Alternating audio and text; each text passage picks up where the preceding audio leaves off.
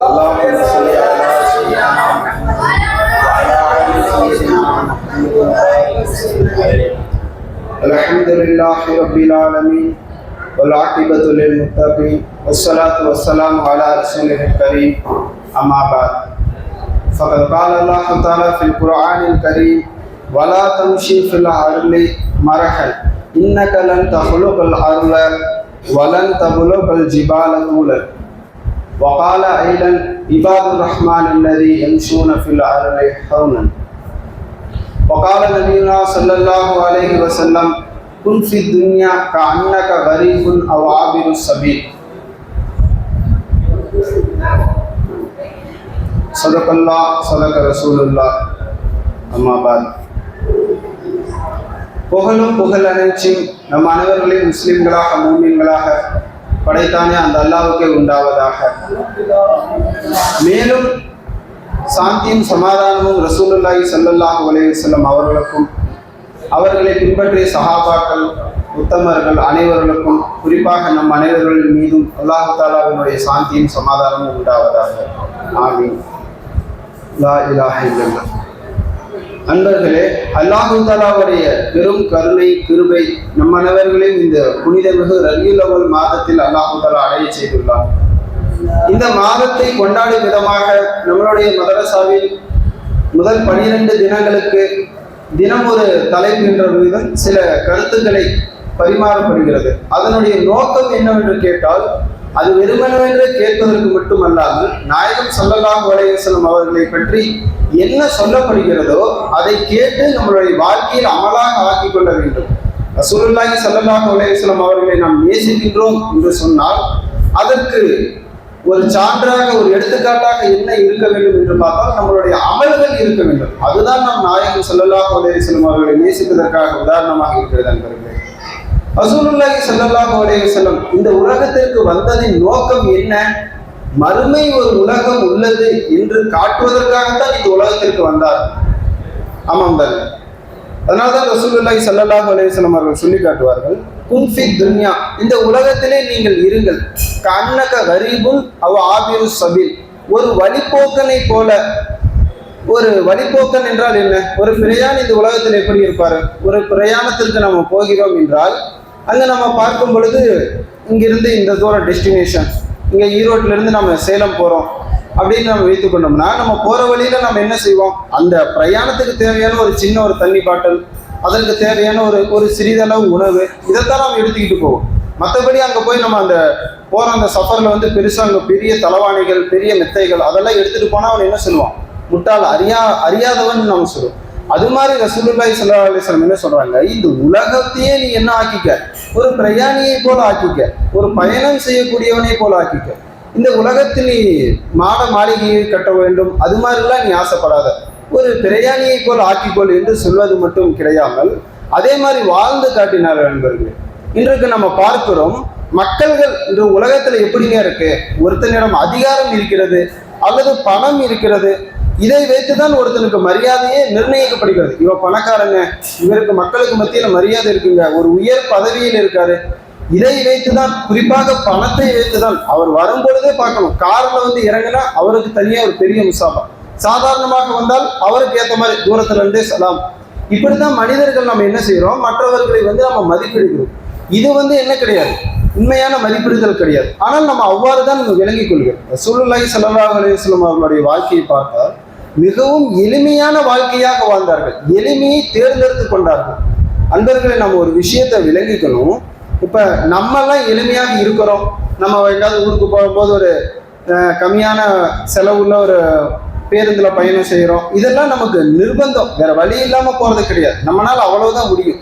இதற்கு பேர் எளிமையே கிடையாது. ரசூலுல்லாஹி ஸல்லல்லாஹு அலைஹி வஸல்லத்துக்கு எல்லாம் இருந்தது.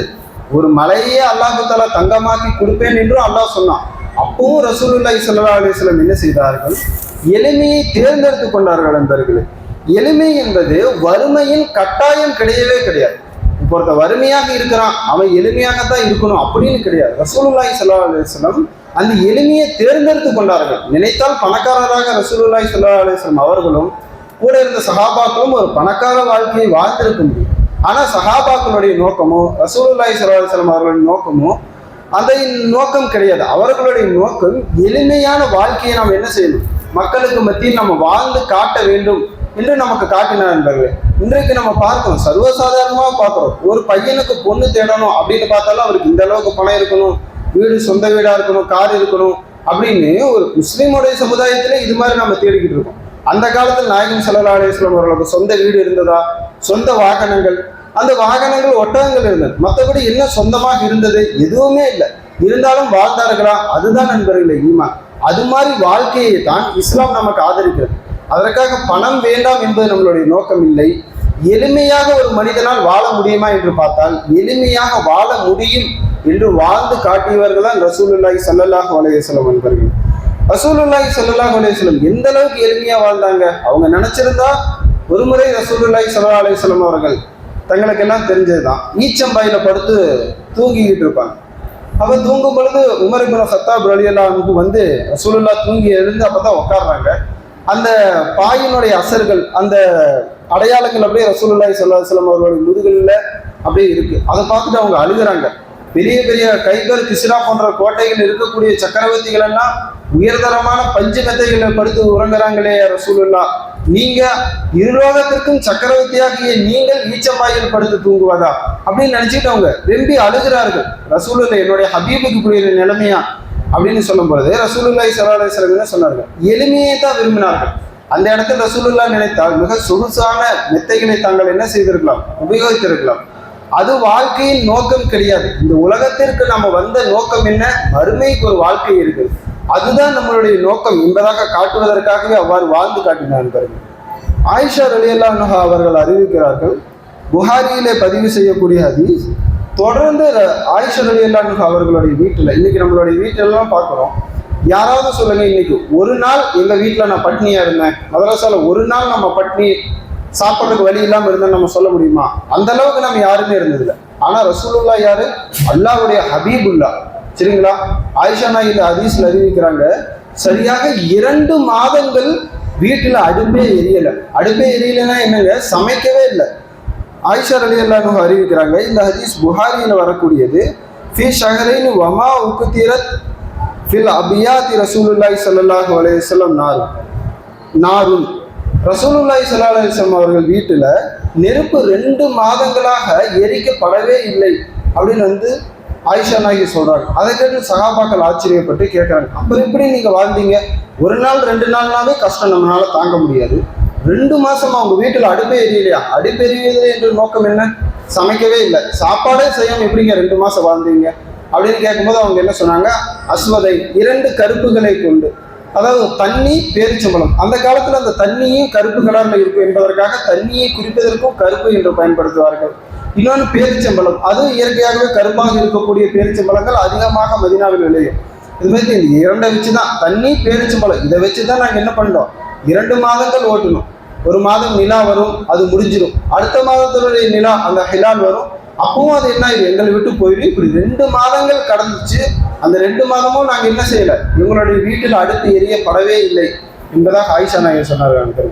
அப்ப நம்ம விளங்கி பார்க்கணும், இந்த உலகத்தினுடைய இருலோகத்தின் சக்கரவர்த்தி ரசூலுல்லாஹி ஸல்லல்லாஹு அலைஹி வஸல்லம் அவர்கள் கேட்டால் எல்லாமே அல்லாஹ் தஆலா கொடுக்க தயார்.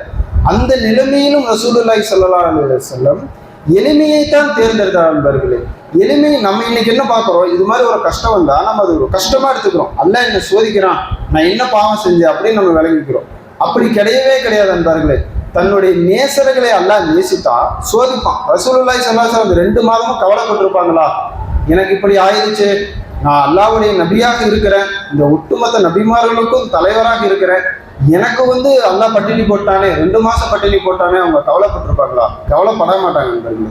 அதுதான் நண்பர்களே ஈமானிய அடையாளம். நமக்கு ஏதாவது ஒரு சோதனை வருகிறது, பொருளாதாரத்தில் ஒரு சோதனை வந்தா ஒரு உண்மையான ஈமான் கொண்ட ஒரு இறை விசுவாசி என்ன பண்ணணும், சந்தோஷப்படணும். என்னை ரப்பு என்ன பண்றான், என்னை இன்னும் அவனை நெருங்கக்கூடிய அந்தஸ்தில் என்னை உயர்த்துகிறான் என்று நம்ம சந்தோஷப்படணும் நண்பர்கள். நமக்கெல்லாம் தெரிந்தது, நம்மளுடைய ஆமீரி கலீமி சர்க்கார் அவர்களை பற்றி சொல்லுவாங்க. ஒரு முறை அவங்க மிக பெரிய சூஃபி மகான் அவர்கள் வாழும் பொழுது அவர்களுடைய வீட்டில் ஒரு முறை சாப்பாட்டுக்கு வழி இல்லை. அடுத்த வகுத்துக்கு என்னமா சாப்பாடுன்னு வீட்டில் கேட்கும்போது சமைக்கிறதுக்கு எந்த பொருளுமே இல்லை வீட்டில் அப்படின்னு சொன்னாங்களா. அவங்க பெரிய சர்க்கார், அவங்களுக்கு லட்சக்கணக்கான முரீதுகள் சென்னையில் இருந்தாங்க. சரிங்களா? அவங்க என்ன பண்ணாங்க, பொதுவாக நம்மளா இருந்தால் என்ன யோசிப்போம், அப்படியா இவருக்கு ஃபோன் பண்ணி கேட்டால் கொண்டு வந்துருவாரு, அவருக்கு ஃபோன் பண்ணி கேட்டால் கொண்டு வந்துருவாரு, அப்படி நம்மளுடைய சிந்தனை போகும். இன்னும் ஸ்ரீதேவியாக இருந்த சில சாலிகான மனிதர்கள் என்ன யோசிப்பாங்க, சரி நம்ம அல்லா கிட்ட துவா செஞ்சு இறைஞ்சுவோம், அல்லா எனக்கு இந்த நிலைமையில் இருக்கு அல்லா, என் குடும்பங்கள் பட்டினியில் இருக்கு அல்லா, நல்ல கண்ணியமான உணவை குடி அல்லா அப்படின்னு நம்ம துவா செய்வோம். ஆனால் ஆமீர் சர்க்கார் என்ன செய்தார்களாம், எந்திரிச்சு சந்தோஷமா ஆட ஆரம்பிச்சிட்டாங்களா, சந்தோஷத்துல ஆட ஆரம்பிச்சாங்களா. எந்த சகாபாக்களுக்கு அல்லாஹ் இப்படி ஒரு நிலைமையை கொடுத்தானோ அதே நிலைமையை எனக்கு கொடுத்துட்டானே, சகாபாக்களுடைய வாழ்க்கையை என்னை அல்லாஹ் வாழ வைக்கிறானே நினைச்சு சந்தோஷப்பட்டாங்க. அன்பர்களை யோசிச்சு பாருங்க, நம்ம என்னைக்காவது அப்படி கவலைப்பட்டிருக்கிறோமா? அல்லாஹ் நம்மளெல்லாம் நினைச்சிருந்தா வறுமையில போட்டிருக்கலாம் நண்பர்களே, அப்படி போடலை. காரணம் என்ன, அந்த அளவுக்கு அல்லாஹ்வுடைய நெருக்கம் நமக்கு இல்லை. நம்ம என்ன நினைக்கிறோம், வறுமை நம்மளை அல்லாஹ் ஏழ்மையாக வைத்திருக்கிறது நமக்கு சோதனை, நம்ம ஏதோ பாவம் பண்ண மாதிரி நினைக்கிறோம். கிடையவே கிடையாது. அப்படி வறுமை சோதனை, அது ஒரு கேவலமான ஒரு இது, கண்ணிய குறைவானதுன்னு இருந்தா அது அல்லாஹ் தஆலா ரசூலுல்லாஹி ஸல்லல்லாஹு அலைஹி வஸல்லம் அவர்களுக்கு தந்திருக்க மாட்டான், சஹாபாக்களுக்கு தந்திருக்க மாட்டான், நம்ம ஆமீர் சர்க்காருக்கு தந்திருக்க மாட்டான். அது ஒரு கண்ணியம். ஃபைசி நாயகத்தை பற்றி அவங்களுடைய வாழ்க்கையிலே கேள்விப்படுறோம். அப்ப அன்பர்களே, எளிமையைத்தான் அவர்கள் தேர்ந்தெடுத்தார்கள். அந்த வறுமையிலும் அவர்கள் என்ன செய்யவில்லை, துவண்டு போகவில்லை என்பர்கள். இன்னொரு முறை அஹ்ஸாப் போர், கந்தக்கூடிய போர்ல, அந்த அகல் போர் என்று சொல்லக்கூடிய போர்ல சஹாபாக்கள் அனைவர்களும் சேர்ந்து என்ன செய்கிறார்கள், குழி தோண்டிக்கிட்டே இருக்காங்க. அது இக்கட்டான ஒரு சூழ்நிலை, எதிரிகள் வந்துகிட்டே இருக்காங்க, உட்கார்றதுக்கு அவங்களுக்கு நேரம் இல்லை. எந்த அளவுக்கு தொழுகையே சுருக்கி தொழுகக்கூடிய அளவுக்கு நேரமே இல்லை, அவங்க தொழுகைக்கு கூட நேரம் கிடைக்கல, அந்த அளவுக்கு அவங்க குழி தோண்டிக்கிட்டே இருக்காங்க. ஏன் இல்லைன்னா எதிரிகள் வந்துருவாங்க. அதற்குள்ள அந்த மதீனாவுடைய எல்லையில் பெரிய குழியை, ஒரு அகலியை தோண்டி மண்ணை நம்ம பக்கம் போட்டுக்கணும், இல்லைன்னா எதிரிகள் என்ன செய்திருவாங்க, மதீனாவுக்குள்ள வந்துருவாங்க. அப்போ உடனே இது மாதிரி எல்லாம் குழி தோண்டிக்கிட்டு இருக்காங்க. ஒரு சஹாபிக்கு கடுமையான பசி. பொதுவாக நம்ம ஊர்ல ஒரு பழக்கம் இருக்கும், சொல்லுவாங்க பெரியவர்கள்லாம், ரொம்ப பசிங்க, பசியின் கொடுமை தாங்காம வயிற்றுல ஈரத்துண்டை போட்டிக்கிட்டுலாம் வாழ்ந்த காலம் இருக்கு அப்படின்லாம் சில பேர் சொல்லியிருப்பாங்க, பெரியவங்க சொல்லுவாங்க. நம்மளுடைய ஊர் பழக்கத்தில் என்ன செய்வாங்க, பசினா ஈரத்துண்டு. அது மாதிரி அரேபியத்தில் என்ன செய்வாங்க, பசினா அந்த கற்களை சப்பட்டையாக தன்னுடைய வயிற்றுக்கு சேர்ந்தா இருக்கக்கூடிய கற்களை என்ன பண்ணிப்பாங்க, கட்டிப்பாங்க. ஏன்னா பசியில நம்மளால என்ன செய்ய முடியாது, நேராக நிற்கவே முடியாது, உடம்பு அப்படியே கூண் விழுந்துடும், அப்படியே கீழே போயிடும். அது மாதிரி இருக்கக்கூடிய நிலைமையில அந்த சஹாபிய ரசூல் என்ன பண்றாங்க, அது உச்சகட்ட பசியில் இருந்தா தான் பசியெல்லாம் தாங்கி நிற்க முடியாம கூண் விழுது இப்படி போய் நிற்கும் பொழுதுதான் வயிற்றுல என்ன செய்வாங்க, கல்லையே கட்டுவாங்க. அது மாதிரி நிலைமைக்கு போனா பசியே தாங்க முடியாது. அந்த நிலைமையில போய் என்ன பண்றாங்க, அந்த சஹாபிய ரசூல் இருக்காங்க. அவர்கள் போய் ரசூலுல்லாஹி ஸல்லல்லாஹு அலைஹி வஸல்லம் அவர்களுக்கு முன்னாடி நிற்கிறாங்க. நின்று ரசூலுல்லாஹி ஸல்லல்லாஹு அலைஹி வஸல்லம் அவர்களிடம் தன்னுடைய நிலைமையை காட்டுறாங்க, தன்னுடைய ஆடையை உயர்த்தி காட்டுறாங்க. பசியின் கொடுமை வாயத்தை சொல்லணும்னு அவசியம் இல்லை, தன்னுடைய ஆடையை நீக்கி காட்டினாலே என்ன தெரியும், அந்த பாறை பட்டி இருக்கு. அப்ப ரசூலுல்லாஹி ஸல்லல்லாஹு அலைஹி வஸல்லம் அவர்கள் தன்னுடைய புனித அந்த மேலாடையை உயர்த்தி காட்டுகிறார்கள். ரசூலுல்லாஹி ஸல்லல்லாஹு அலைஹி வஸல்லம் அவர்களுடைய வயிற்று பகுதியில் அலா பதனி வரதப ரசூலுல்லாஹி ஸல்லல்லாஹு அலைஹி வஸல்லம் அலா பதனிஹி ஹஜரத்தைனி, 2 கற்கள் ரசூலுல்லாஹி ஸல்லல்லாஹு அலைஹி வஸல்லம் அவர்களுடைய வயிற்று பகுதியின் மீது கட்டப்பட்டது. இப்போ யோசிச்சு பார்க்கணும், அல்லாஹ்வுடைய நபி சரிங்களா, அவர்களுடைய வயிற்றுல 2 கல் கட்டியிருக்குன்னா அப்போ எந்த அளவுக்கு அதை விரும்பி இருக்கார்கள். அன்பர்களை நம்ம விளங்கிக்கணும், இது ஒரு சோதனை. ரசூலுல்லாஹ் அல்லாஹ் கஷ்டப்படுத்துறான்னு நம்ம நினைக்கக்கூடாது. அதுதான் ஈமானுடைய அடையாளம். இன்னைக்கு ரசூலுக்கு எவ்வளவு பெரிய அந்தஸ்து கிடைச்சதுன்னா அந்த சோதனையிலும் அல்லாஹ்வின் மீது ஒரு குறைவு ஏற்படாமல் வாழ்ந்தார்கள் பார்த்தீர்களே, அதுதான் ரசூல் ஸல்லல்லாஹு அலைஹி வஸல்லம் அவர்களுடைய உயர்வு. அந்த ஒரு பட்டினி நிலை நமக்கு வந்தா நம்ம சஹாபாக்களுக்கோ அந்த நிலைமையில் நம்ம பொறுமையா இருந்திருப்போமா, ஈமானையே விட்டு போயிருப்போம், குழம்பிருப்போம். நம்ம இன்னும் அல்லாஹ்வுடைய பாதையில வந்திருக்கிறோமே, ஜிஹாதுல வந்திருக்கோமே, நம்ம இருக்கோம் மதரசாவில் தான் ஓதுறோம். நமக்கு ஒரு நாள் ஏதாவது ஒரு உணவு ஏதாவது குறைவாயிருச்சு, ஏதாவது ஒன்று ஆயிடுச்சுன்னா நம்ம மனசுல சில வசுவாசிகள் வரத்தான் செய்யும். என்னடா நம்ம ஓதிக்கிட்டு இருக்கோம், நமக்கு இது மாதிரி சோதனைகள் வருது. ஆனால் அவங்க சஹாபியே ரசூலாக இருக்காங்க, அல்லாஹ்வுடைய பாதையில் ஜிஹாதுன்னு இருக்காங்க. அந்த நேரத்தில் அல்லாஹ் பட்டினி போட்டானே, உள்ளத்துல எந்த ஒரு ஏத்துறாரும் வரல பாரு, அதுதான் உங்களை சஹாபாத். ஆனா அல்லாஹ் அப்படியே விட்டுருவானா, விடவே மாட்டான் சரிங்களா. அதன் பிறகு அல்லாஹு தஆலா அதே அந்த சம்பவம் முடியுது. அதன் பிறகு இதையெல்லாம் பார்த்துக்கிட்டே இருக்காங்க. ஜாபிர் இப்னு அப்துல்லா அப்படிங்கிற சஹாபி, அவங்களுக்கு ஒரே வருத்தம், தன்னுடைய ஹபீப் இப்படி கஷ்டப்படுறாங்களே, எல்லா மக்களுக்கும் உணவு கொடுக்கணும்னு ஆசை, ஆனா அவ்வளவு இல்லை. என்ன பண்றாங்க, தன் வீட்டுக்கு நேரா ஓட போடுறாங்க. யாரு, ஜாபிர் இப்னு அப்துல்லா ரலியல்லாஹு அன்ஹு தன்னுடைய வீட்டுக்கு நேரா ஓடி போய் தன்னுடைய துணைவியாரிடம் கேட்கிறார்கள், ஏதாவது சாப்பிட்றதுக்கு இருக்கா. அந்த ரசூலுல்லாஹி ஸல்லல்லாஹு அலைஹி வஸல்லம் பட்டினியில வேலை செய்கிறாங்க, என்னால் அதை பார்த்து என்ன செய்ய முடியல, சகிச்சு கொள்ள முடியல, அதனால ஏதாவது சாப்பிட்றதுக்கு இருக்கு அப்படின்னு கேட்கும்போது, ஒரு சின்ன ஒரு ஆட்டுக்குட்டி இருக்கு, இதை அடுத்த என்ன பண்ணலாம், ஒரு 10 பேர், ஒரு 4-5 பேர் சாப்பிடலாம், 10 பேர் கூட சாப்பிட முடியாது, அவ்வளோதான் இருக்குது. சரி, அதையாவது என்ன செய்யுங்க, அடுத்து உணவை தயார் பண்ணுங்கன்னா ரசூல்லா கிட்ட நான் போய் சொல்லிடுறேன், எல்லாரும் சாப்பிட முடியனால ரசூலுக்காவது நம்ம உணவு கொடுக்கலாமே இன்னொரு போய் அவர் மெதுவாக வந்து ரசூலுல்லாஹி ஸல்லல்லாஹு அலைஹி வஸல்லம் அவங்கள்ட்ட தனியாக சொல்கிறாங்க, ஏன் ரசூலுல்லா எல்லாத்துக்கும் உணவு கொடுக்கணுங்கிறது நம்மளால முடியாது, இந்த நிலைமையில பட்டினியான காலம், உங்களுக்கு மட்டும் நான் கொடுக்குறேன், உங்கள் கூட ஒரு 2-3 பேர் அழைச்சிக்கிட்டு வந்து ஒரு 4 பேர் கூட வாங்க யார் ரசூலுல்லா அப்படின்னு அவங்க மெதுவாக வந்து சொல்கிறாங்க. யார்? ஜாபிர் இப்னு அப்துல்லா என்ற சஹாபிய ரசூல். அப்படி சொல்லும் பொழுது ரசூலுல்லாஹி ஸல்லல்லாஹு அலைஹி வஸல்லம் பொதுவாக மற்ற தலைவர்களாக இருந்தால் என்ன பண்ணும், அமைதியாக போய் சாப்பிட்டு வந்துடும். ஆனால் ரசூலுல்லாஹ் என்ன செய்தார்கள், எல்லாத்துக்கிட்டும் சத்தமாக சொல்கிறாங்க, எல்லாரும் சாப்பிடுவாங்க, 10 பேராக வாங்க. யார்? நம்ம ஜாபிர் இப்னு அப்துல்லா அவர் ரலியல்லாஹு அவர்களுடைய வீட்டில் விருந்து என்பதாக சொன்னீங்க. எல்லா சகாபாக்களுக்கும் மகிழ்ச்சி, ஏன் கண்ணு கட்டி பசியாக இருந்த நிலைமையில அப்போ ஒரு நல்ல உணவு கிடைக்க போகுது, ஒரு ஆட்டு இறைச்சியுடன் கூடிய ஒரு உணவுனா என்ன எவ்வளோ சந்தோஷமா இருக்கும். சகாபாக்கள்லாம் போறாங்க.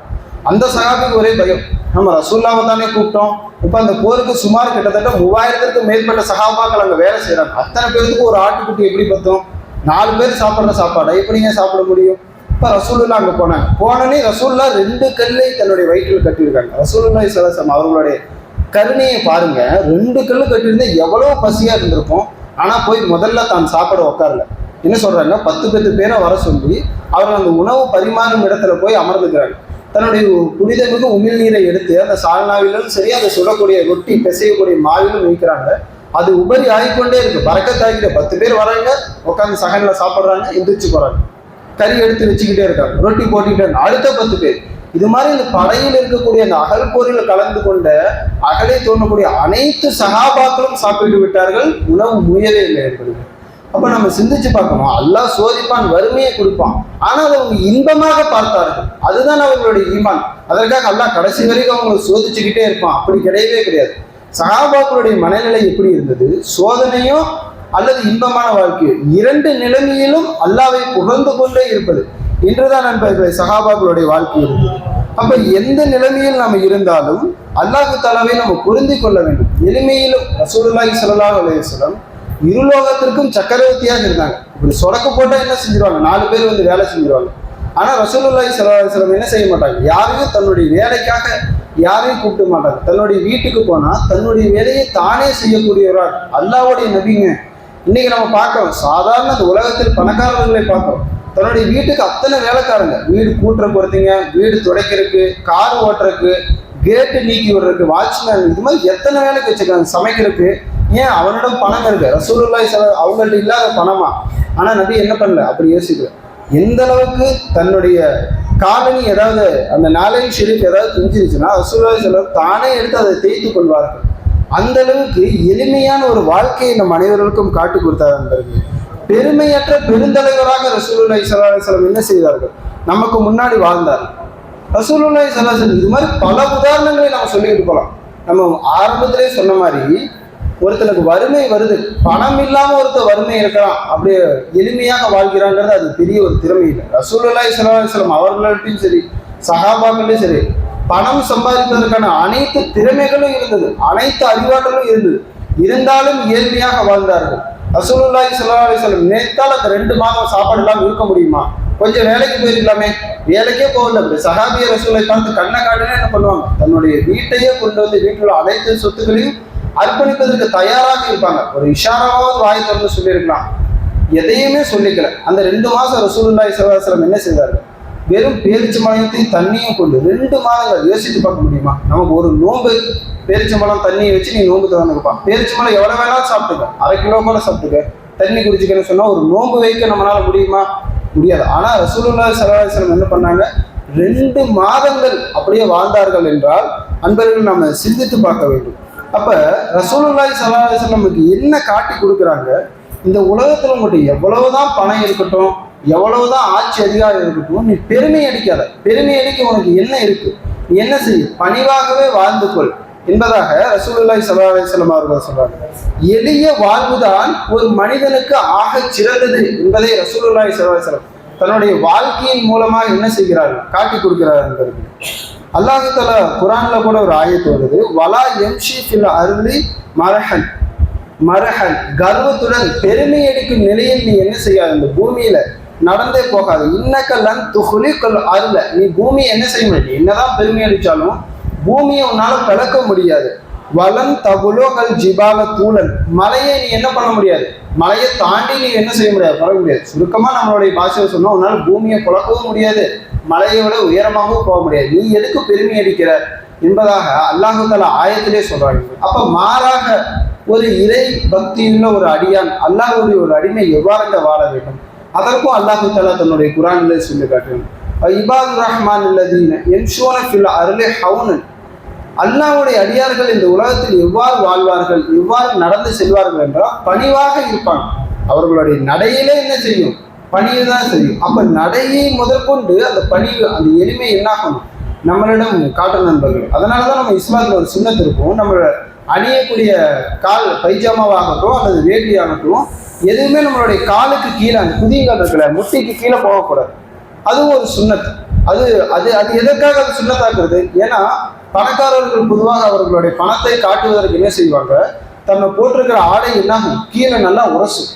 ஆண்கள் இருக்கோ இல்லையோ, பெண்கள்கிட்ட நம்ம இந்த மேலை நாடுகளில் பார்த்துருப்போம், அந்த கலாச்சாரம் இருக்கும். பெண்களுடைய திருமணம், கிறிஸ்துவர்களுடைய திருமணத்தில் பார்த்தீங்கன்னா அவர்கள் என்ன பெண் அந்த அங்கே நிற்பாங்க, அவங்களுடைய ஆடை என்ன ஆகும், இதுவரைக்கும் இருக்கும், தன்னுடைய பெருமையை வெளிப்பாட்டுவதற்கு. ஆனால் இஸ்லாத்தில் அதை என்ன செஞ்சுருக்காங்க, தடை செஞ்சுருக்காங்க. அவ்வாறு நீ என்ன பண்ணாத, ஆடை எரியாது. ஒரு ஆடை விஷயத்துல கூட உங்கள்கிட்ட என்ன பண்ணலாம், எவ்வளவோ பணம் இருக்கலாம், எவ்வளவோ பெரிய அதிகாரிகளாக இருக்கலாம், ஆனால் நீ என்ன செய்யாத, பெருமையை அடிக்காத, பணிவுடன் வாழ கற்றுக்கொள் என்றுதான் நண்பர்களை நமக்கு ரசூலுல்லாஹி ஸல்லல்லாஹு அலைஹி வஸல்லம் அவர்கள் தன்னுடைய வாழ்க்கையில் காட்டி கொடுத்தாங்க. ரசூலுல்லாஹ் நினைத்தால் எவ்வளவு ஆடம்பரமாக வாழ்ந்திருக்க முடியும், எல்லாமே கிடைச்சிருக்குமே. ஒரு மலையே தங்கமாக்கி கொடுக்குற நபியை நீ ஆசைப்பட்டால் என்று அல்லாஹ் கேட்டான். ஆனால் ரசூலுல்லாஹ் என்ன சொன்னாங்க, எனக்கு அது வேண்டாம் எல்லா, ஒரு நாள் நான் பசித்து இருக்கணும், மறுநாள் உணவு சாப்பிடணும், பசித்திருக்கும் போது எல்லா அப்படின்னு உங்கள்கிட்ட கெஞ்சிக்கிட்டே இருக்கணும். உணவை கொடுக்கக்கூடிய அன்னைக்கு அல்ஹம்துலில்லாஹ் என்று நான் புகழ்ந்து கொண்டே இருக்கணும், சபூராகவும் இருக்கணும், உன்னை புகழ்ந்து கொண்டே இருக்கணும். இந்த இரண்டு நிலைமையும் எனக்கு வேண்டும் என்று ரசூலுல்லாஹி ஸல்லல்லாஹு அலைஹி வஸல்லம் அதிகம் அல்லாஹ்விடம் கேட்டார்கள் என்கிறது. அவ்வாறு வாழக்கூடிய வாழ்க்கை தான் ஒரு இன்பமான வாழ்க்கை. நான் திரும்ப சொல்ல வருவது என்பது, ரசூலுல்லாஹி ஸல்லல்லாஹு அலைஹி வஸல்லம் அவர்கள் வாழ்க்கையிலிருந்து நாம் என்ன படிப்பினையாக எடுத்துக்கொள்ள வேண்டும், எளிமை என்பது வறுமையின் கட்டாயம் கிடையாது. இன்றைக்கு நம்ம எல்லாம், நம்ம பெரும்பான்மையான மாணவர்கள் வறுமையில தான் இருக்கும், நம்ம நினைத்ததையே வாங்கும். அல்ல அந்த அளவுக்கு ரசூலுல்லாஹி ஸல்லல்லாஹு அலைஹி வஸல்லம் அவர்களுடைய வறுமையை வைத்து நம்மளுடைய வாழ்க்கையெல்லாம் மதிப்பிட்டு பார்த்தா பணக்காரங்க மாதிரி நம்ம வாழ்றோம். இருந்தாலும் நம்மளுடைய பார்வையில் இது நமக்கு ஒரு இதா இருக்கு, நம்ம என்னடா இப்படி கஷ்டப்படுறோம், இது மாதிரி நமக்கு சிரமங்கள் இருக்கிறது, நம்ம நினைச்சது வாங்க முடியலையே, கார்ல போக முடியலையே அப்படின்னு கவலைப்படக்கூடாது. அந்த எளிமையை நம்ம வறுமையின் கட்டாயம், அதன் காரணமாக நம்ம எளிமையில் இருக்கிறோம் அப்படின்னு நம்ம நினைக்க கூடாது. அந்த எளிமை தான் நமக்கு உயர்வு. ஏன், என்னுடைய ஹபீப் எளிமையா வாழ்ந்து காட்டினாங்க, என்னுடைய சஹாபாக்கள், பத்ரு சஹாபாக்கள் என்ன செய்தார்கள், எளிமையாக வாழ்ந்து காட்டார்கள். தன்னுடைய ஜனாசாவை அடக்கும் பொழுது கூட அதற்கு முறையாக கஃன் துணி கிடைக்காமல் அடக்கப்பட்ட சஹாபாக்கள் நிறைய பேர் இருக்கிற வரலாறு இருக்கிறது. அவ்வாறு சஹாபாக்களுடைய நோக்கம் நமக்கு என்ன காட்டி கொடுத்தாங்க, ரசூலுல்லாஹ் தான் வாழும் பொழுது இந்த உலகத்துல வாழ்ந்து நீ என்ன பண்ண போற, வாழக்கூடிய கொஞ்ச நாட்கள் குன்ஃபி துன்யா கன்னக கரீபுன் அவ் ஆபிரு சபீல், நீ இந்த உலகத்துல நீ வாழும் பொழுது ஒரு பிரயாணியை போல, ஒரு வழிபோக்கனை போல் நீ என்ன பண்ற, இந்த உலகத்துல வாழு என்று ரசூலுல்லாஹ் சொல்லிட்டு அவ்வாறு தான் வாழ்ந்து காட்டினாரு. ஒரு முறை ரசூலுல்லாஹி ஸல்லல்லாஹு அலைஹி வஸல்லம் இந்த உலகத்தை ஒரு பொருட்டாவே எடுத்துக்கலங்க. நம்ம தான் இந்த உலகம் இங்க பெருசா இருக்கணும், இங்க பகட்டா இருக்கணும், இதையே நம்ம கட்டிக்கிட்டு ஆசிரியத்தை நம்ம விட்டுறோம். ஆனா சஹாபாக்கள் ரசூலுல்லாஹ் நமக்கு என்ன காட்டினாங்க, இந்த உலகத்தை ஒண்ணுமே எடுத்துக்கல, தான் நினைச்சிருந்தா எவ்வளவு பெரிய சக்கரவர்த்தியாக சந்தோஷமாக நிம்மதியாக ஆடம்பரமாக வாழ்ந்திருக்கலாம். ஆனா ரசூலுல்லாஹ் என்ன பண்ணல, நமக்கு அதை காட்டி கொடுக்கல, தான் அதை விரும்பல, எளிமையா வாழ்ந்துக்கிட்டு போயிட்டாங்க. ஒரு முறை ரசூலுல்லாஹி ஸல்லல்லாஹு அலைஹி வஸல்லம் தன்னுடைய சஹாபாக்கள் கூட நடந்து போயிட்டு இருக்காங்க. அப்போ ஒரு பிராணி, ஒரு மிருகம் அது செத்து அப்படியே மக்கி போன நிலைமையில கிடக்குது. ரொம்ப மக்கி போன, கிட்டத்தட்ட அந்த புழு பிடிச்சி மக்கி போன நிலைமையில் இருக்கு. அப்ப ரசூலுல்லாஹி ஸல்லல்லாஹு அலைஹி வஸல்லம் சஹாபாக்களை பார்த்து சொல்றாங்க, இந்த மிருகத்தை யார் வாங்கிப்பீங்க, யார் எடுத்துக்க ஆசைப்படுவீங்க அப்படின்னு கேட்டாங்க. அப்ப சஹாபாக்கள், இதை யார் ரசூலுல்லாஹ் வாங்கிப்பாங்க அப்படின்னு சொன்னாங்க. அதை காட்டிட்டு ரசூலுல்லாஹ் அந்த இறந்து அந்த மக்கி போன அந்த மிருகத்தை இந்த உலகத்திற்கு உதாரணமாக உவமையாக ஒப்பிட்டார்கள். இது மாதிரிதான் இந்த உலகமும், இதை யாரும் ஆசைப்பட மாட்டீங்களோ, இது மாதிரிதான் அல்லாஹ்வுடைய பார்வையில் சர்வ மட்டமானது இந்த உலக வாழ்க்கை. நம்ம இதற்காகத்தான் நம்ம என்ன பண்றோம், ஏங்குறோம், நம்ம எதற்காக தான் சம்பாதிக்கணும், நல்லா வாழணும், இன்றைக்கு நம்ம மதரசாவில் இருக்கும்போது மாஷா அல்லாஹ் நம்ம பாதுகாக்கிறோம். ஸ்கூலுக்கு போயிட்டா நம்மளுடைய நோக்கம் என்னங்க? நல்லா படிக்கணும், நல்ல வேலைக்கு போகணும், லைஃப்பில் செட்டில் ஆகணும். லைஃப்பில் செட்டில் ஆகணும்னா என்ன?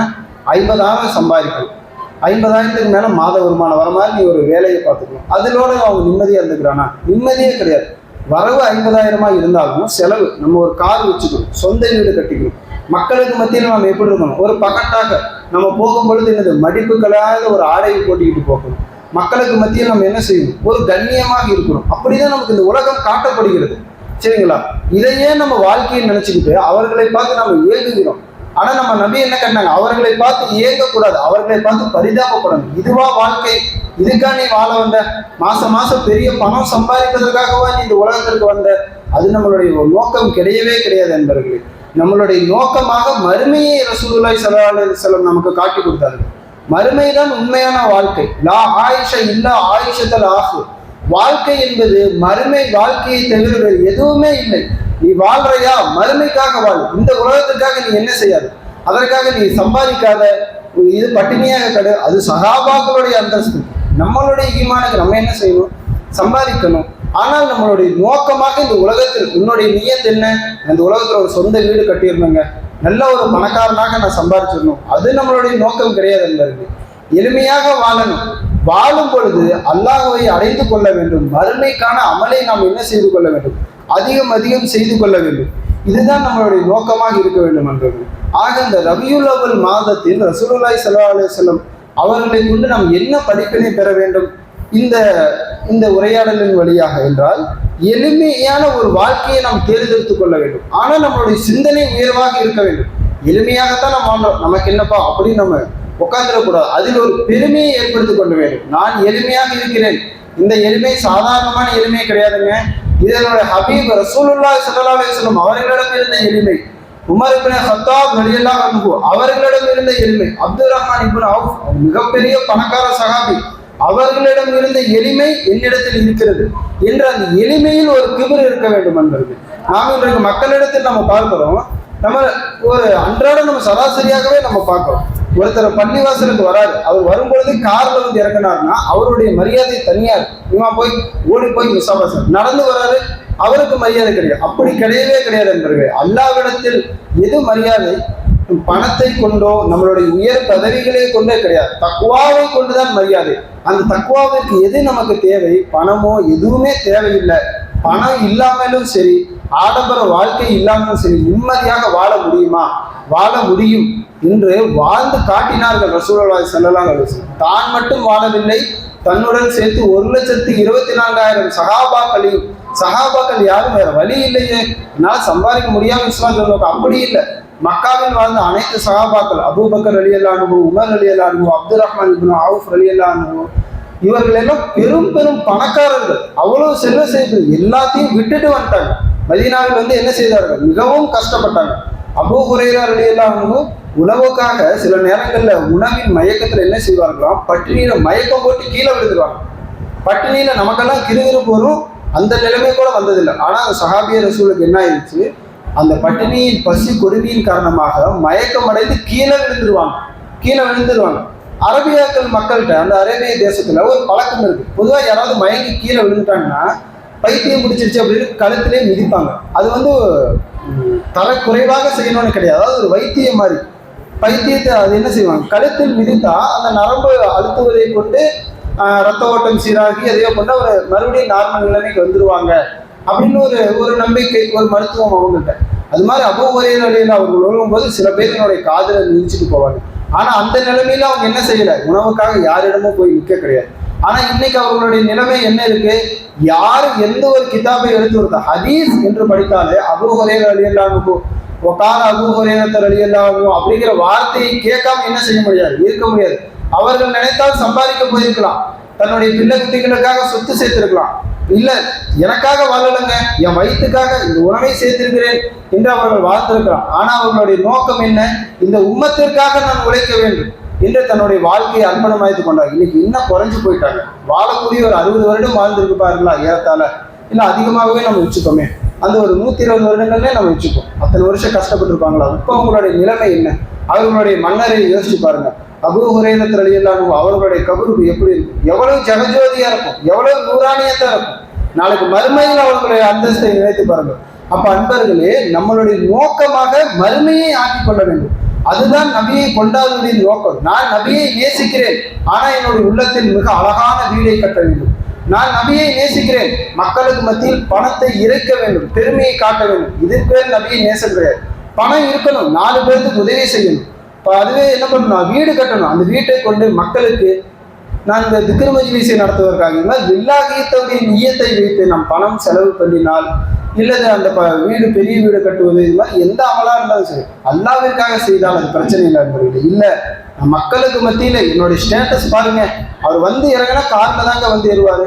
அவர் மேலே என்ன பண்ணாது? சூரிய ஒளியே படாது, அந்த அளவுக்கு அவர் வாழ்வாருங்க. அவருடைய கால் என்னாகாது? பூமியிலே படாதுங்க. அது மாதிரி தான் அவருடைய வாழ்க்கை. பறந்துக்கிட்டே இருக்காரு, பறந்துக்கிட்டு ஹெலிகாப்டர்லேயே போகிறது தான் அவருடைய வாழ்க்கையே. அதுக்கு பேர் வாழ்க்கை கிடையாது என்பது. அப்படி என்னதான் வாழ்ந்தாலும் நம்ம எத்தனையோ பேர்த்த இந்த உலகம் கற்று விட்டது. ரசூலுல்லாஹி ஸல்லல்லாஹு அலைஹி வஸல்லம் அவர்களுக்கு முன்பும் சரி பின்பும் சரி எத்தனையோ பணக்காரர்களே செல்வ செழிப்பில் வாழ்ந்தவர்களை இந்த உலகம் பார்த்து விட்டது. இன்னைக்கு அவர்களுடைய நிலைமையை பாருங்க, கபூர்ல அவர்களுடைய நிலைமையை பாருங்க, எந்த நிலைமையில் இருக்கும். அதே நேரத்தில் நம்மளுடைய சஹாபாக்களை பாருங்கள், அவர்கள் என்ன செய்தார்கள்? மௌத்திற்கு பின்னால் இருக்கக்கூடிய ஒரு வாழ்க்கைக்காக என்ன செய்தார்கள்? தன்னுடைய அமலை ஆக்கி கொண்டார்கள். வாழும் பொழுது மக்களுடைய பார்வையில் என்ன செய்யலாம்? இவரா அப்படின்னு இருக்கும். ஆனால் நாளைக்கு மறுமையில மன்னரையில பார்த்தோம்னா நண்பர்களே, அவர்களுடைய அந்தஸ்தே வேறு. அப்ப முஸ்லிம்களாகிய நாம் இந்த புனிதமிகு ரசூலுல்லாஹி ஸல்லல்லாஹு அலைஹி வஸல்லம் அவர்கள் பிறந்த மாதத்தில் என்ன நம்ம உறுதி எடுத்துக்கொள்ள வேண்டும் என்றால், நம்ம ரசூலை நேசிக்கணும், ஸலவாத்தை ஓதணும், ரசூலை புகழணும், எல்லாம் இருக்கணும். ஆனால் நம்மளுடைய உள்ளத்துல பணம் பெருசுங்கிற அந்த நியத் இருக்கவே கூடாது. ஒரு பணக்காரனை பார்த்தால் நம்மளுடைய உள்ளத்தில் என்ன வரக்கூடாது? ஒரு காழ்ப்புணர்ச்சி, நமக்கு ஒரு தாழ்வு மனப்பான்மை வரவே கூடாது. நமக்கு ஒரு ஏழ்மையாக இருந்தாலும் நமக்கு ஒரு கிபர் வேணும். நான் என்ன, நான் வழி இல்லாமல் ஏழ்மையாக இல்லை, என் நபியின் வழியில் நான் ஏழ்மையாக இருக்கிறேன் என்ற அந்த உறுதி இருக்க வேண்டும் என்பது. பணத்தையும் பதவியையும் பார்த்து நாம் தலைகணம் அடையக்கூடாது. நமக்கு கிடைத்தாலும் அதை கொண்டு நம்ம தலை தாழ்த்தி வாழ வேண்டும். அப்பேற்பட்ட வாழ்க்கையை வாழ்வதுதான் நம்மளுடைய நோக்கமாக ஆக்க வேண்டும். அப்படித்தான் ரசூலுல்லாஹி ஸல்லல்லாஹு அலைஹி வஸல்லம் அவர்கள், ஏனைய சஹாபாக்கள், நம்மளுடைய கலீஃபாக்கள் அனைவரும் வாழ்ந்தார்கள். அந்த வாழ்க்கையை நம் கண் முன்னாடி காட்டி விட்டு சென்றார்கள். எனவே நம்ம ரசூலுல்லாஹி ஸல்லல்லாஹு அலைஹி வஸல்லம் அவர்கள் எந்த வாழ்க்கையை நமக்கு கற்றுக் கொடுத்தார்களோ அவ்வாறு வாழ்ந்து அவர்களைப் போலவே நாம் அந்த ஏழ்மையை நாம் தேர்வு செய்ய வேண்டும். வேறு வழி இல்லாமல் ஏழ்மையை நாம் எடுத்துக்கிட்டால் ஏழ்மை நமக்கு கஷ்டமாயிடும். அப்படி நாம் எடுத்துக்கூடாது. நம்ம ஏழ்மை என்ன செய்யும்? எளிமை என்பது வறுமையின் கட்டாயம் கிடையாது. அதை நாம் என்ன செய்ய தேர்ந்தெடுத்துக்கணும். நான் ஏழ்மையை தேர்ந்தெடுத்துக் கொள்கிறேன். ஏன்? நான் வேற வழி இல்லை அப்படின்னு நான் தேர்ந்தெடுக்கக்கூடாது. ஏன்? ஏழ்மை என்னுடைய நபியின் சுன்னத். ஒருவேளை பட்டினி கிடப்பது என்ன? நபியின் சுன்னத். அல்லாஹ் நம்மளை அந்த அளவுக்கு சோதிக்க மாட்டான் இருக்கிறார். அல்லாஹ் விசாலமானவன். ஆனால் நம்ம உள்ளத்தில் என்ன இருக்க வேண்டும்? அந்த ஒரு கிபர், அந்த ஏழ்மையில் நமக்கு என்ன வேண்டும்? ஒரு பெருமை வேண்டும் என்பது. அவ்வாறு வாழக்கூடிய பாக்கியத்தை அல்லாஹு தஆலா உங்களுக்கும் எனக்கும் தந்தருள் புரிவானாக. மேலும் ரசூலுல்லாஹி ஸல்லல்லாஹு அலைஹி வஸல்லம் அவர்களை நேசித்து நாளைக்கு மறுமையில் ரசூலுல்லாஹி ஸல்லல்லாஹு அலைஹி வஸல்லம் அவர்களை பார்க்கக்கூடிய பாக்கியத்தை அல்லாஹ் நமக்கு தரணும். எல்லாத்தினாலையும் ரசூலுல்லாஹி ஸல்லல்லாஹு அலைஹி வஸல்லம் என்ன பண்ண முடியாது? பார்க்க முடியாது. யாருடைய வாழ்க்கை நபியுடைய வாழ்க்கை மாதிரி இருக்கிறதோ அந்த வாழ்க்கையை வாழ்ந்தவர்கள் தான் நாயகத்தை பார்க்க முடியும். எனவே அந்த வாழ்க்கையை வாழக்கூடிய பாக்கியத்தை இந்த உம்மத்திற்காகவும் அல்லாஹ் ரசூலுக்காக, அல்லாஹ் ரசூலுல்லாஹி ஸல்லல்லாஹு அலைஹி வஸல்லம் அவர்களுக்காக நம்மை அர்ப்பணிக்கக்கூடிய பாக்கியத்தை அல்லாஹ் நம் அனைவருக்கும் தந்தருள் புரிவானாக. ஆமீன். வாஹிர் தஅவானா அல்ஹம்துலில்லாஹி ரப்பில் ஆலமீன். அஸ்ஸலாமு அலைக்கும் வரஹ்மத்துல்லாஹி வபரகாத்துஹு.